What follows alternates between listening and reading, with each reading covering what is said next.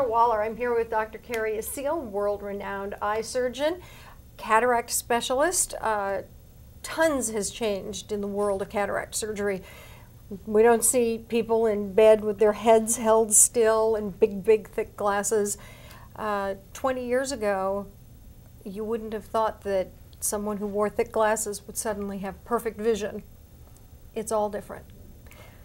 What are the options now? That is true, Marta. Perhaps no field of microsurgery has evolved as rapidly and as deeply as has the field of cataract surgery.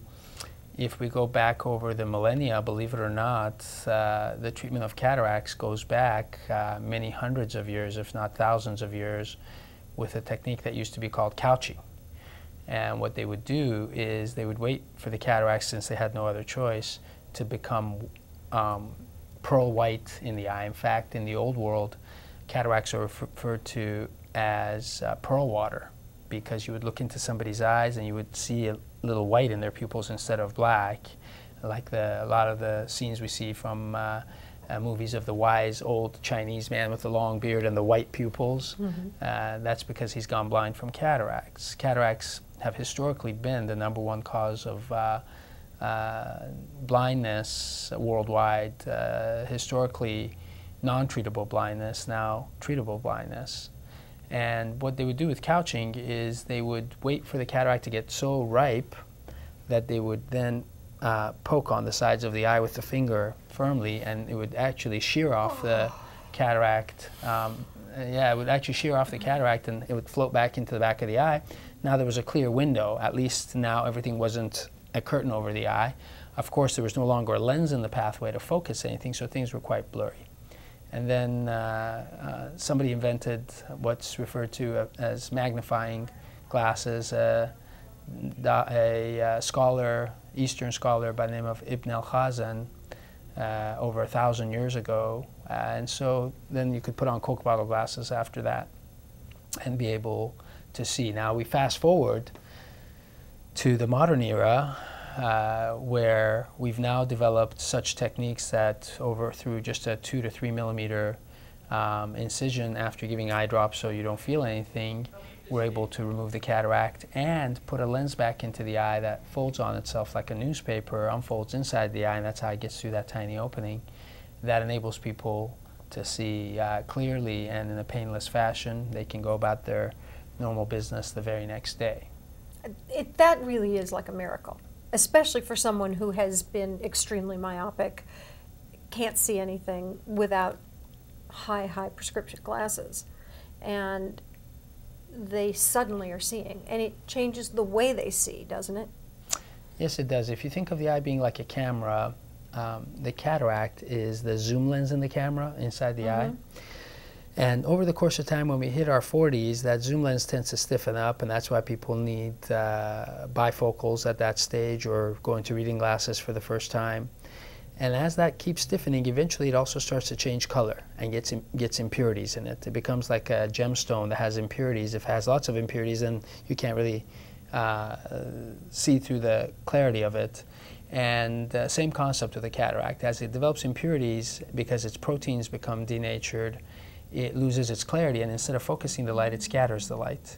And so earliest symptoms with cataracts tend to be noticing that night vision is a little bit more blurry, the headlights of cars are causing more glare, and needing more and more light in order to read with. These are the early signs, because early on the cataract behaves like a pair of sunglasses almost, because it's losing its clarity in color. It absorbs a lot of the light, and later starts to scatter the light. And so those are the earliest symptoms. As the cataract progresses, of course, the visual disability becomes greater and greater. Now, as part of the advances, there is a lens that corrects, there are lenses now that correct full range of vision.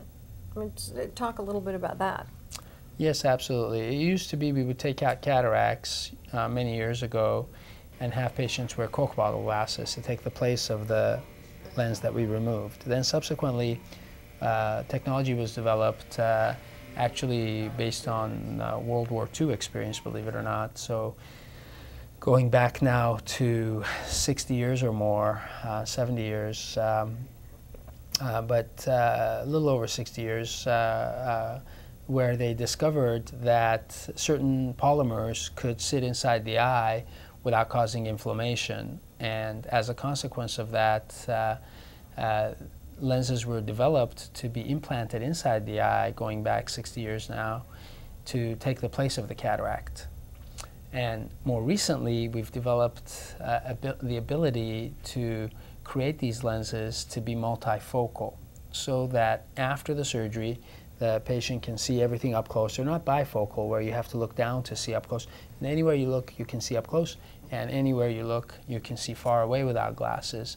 And that's so exciting that I get some patients coming in, believe it or not, hoping that they have a cataract because they're frustrated with, say, reading glasses or just wearing glasses, and want to get rid of their bifocals. And so that is very revolutionary and very exciting.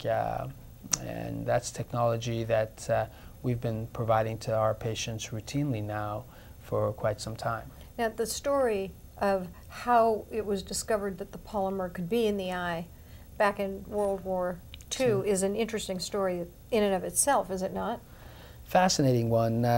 Dr. Ridley, who has recently passed away, Sir Ridley, I should say, he was knighted for his observations, noticed that the RAF, in the RAF fighter planes, where the machine gunners would be standing there, if the plane got hit and the plexiglass blew up in their face, when he saw them in the hospitals, he was very surprised. Those that had actually the glass shatter through their cornea and into their eye, he was surprised to discover how uninflamed their eyes were. And this gave him the idea that you could use plexiglass-like material to create a synthetic lens for the eye. And so he was the inventor of intraocular lenses for cataract surgery, and one of the true pioneers of modern medicine, and underscores the idea that many, many medical advances are based on astute observation rather than necessarily spending a lot of time in the laboratory. Of course, that astute observation then leads to a lot of time in the laboratory in order to get it right. But that's I think that's something that people, that's an interesting little piece of information that goes with those lenses. And I think people want to know, how long does this surgery take? It's not a terribly long surgery. Nowadays, we typically do cataract surgeries in about 6 minutes or less. There are ancillary technologies that have recently been developed, something referred to as the orange system, for example, that allows me to take pictures of the eye at the time of my cataract surgery to ensure that I've properly corrected all the astigmatism and that the lens that I've selected for the patient is a perfect match for their eye in patients that are hoping to see everything without glasses afterwards. And that'll add a few moments to the surgery while the patient looks at the blinking lights and we take the pictures right during surgery itself. But as a whole, the actual surgery time is nowadays typically 6 minutes or less, and the recovery is quite fast too. As soon as the eye drops wear off that we used for the dilation of the pupils, the patients start to notice that their vision is immediately typically better than it was just prior to surgery. Big advancements, big changes, and you've been on the cutting edge of this and continue to move forward in the research and development of all of these things as you do more and more surgeries. Thank you very much, and until next time, I'm Marta Waller, Dr. Assil, and thanks for joining us. We'll see you next time. Thank you, Marta.